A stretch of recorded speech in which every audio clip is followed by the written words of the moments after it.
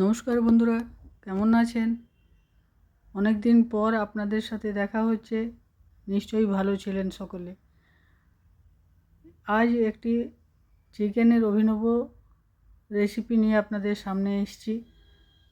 রেসিপিটি অবশ্যই দেখবেন, আশা করি আপনাদের খুব ভালো লাগবে। সাধারণত আমরা জানি যে মাংস রান্না করতে গেলে অনেক মশলা টশলার দরকার লাগে, কিন্তু আজ আপনাদের মশলা ছাড়াই রান্না করে দেখাবো।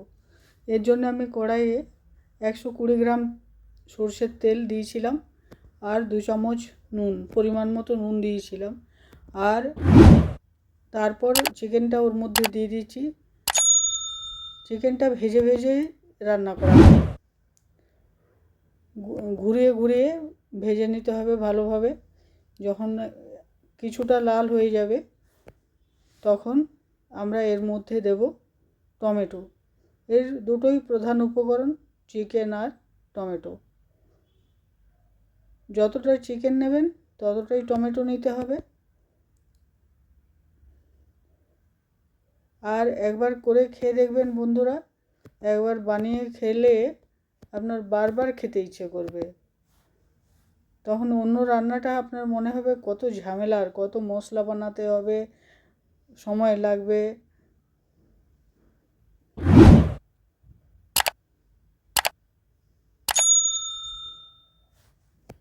আমি নিজে এই রান্নাটি খুবই পছন্দ করি, আমার বাড়ির সকলেও এটা খেতে খুব পছন্দ করে।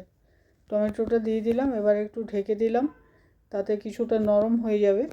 নরম হয়ে যাওয়ার পরে একবার টমেটোটা আবার উল্টে দেবো, যাতে আরও কিছুটা মজে যায়। তাহলে কি হবে, খোসাটা খুব সহজে উঠে আসবে।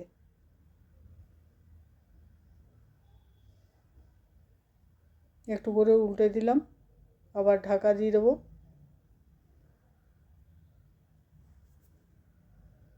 কিছুক্ষণ পর আবার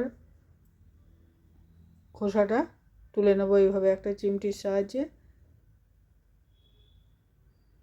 খুব সহজেই দেখুন খোসাটা উঠে আসছে, আর যতটা উঠবে না থাকলেও কোনো অসুবিধে নেই।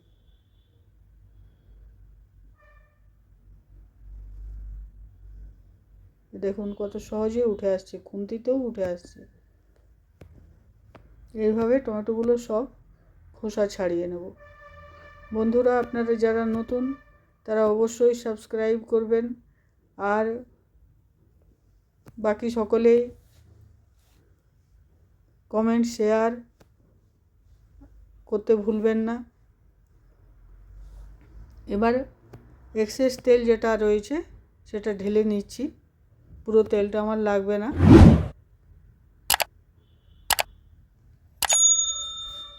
এবার টমেটোটা একটু খুন্তি দিয়ে ভেঙে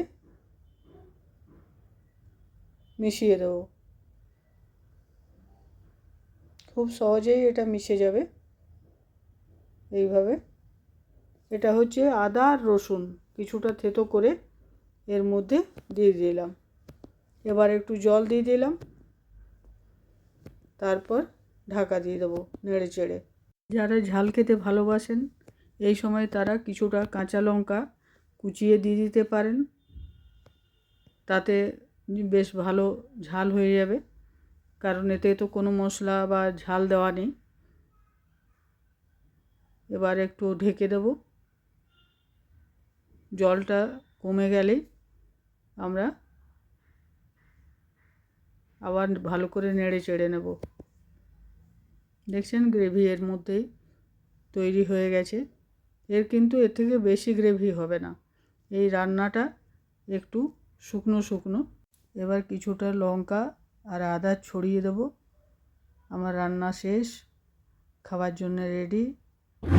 ভালো থাকবেন, সুস্থ থাকবেন, আমার ভিডিও দেখতে থাকবেন। বাই।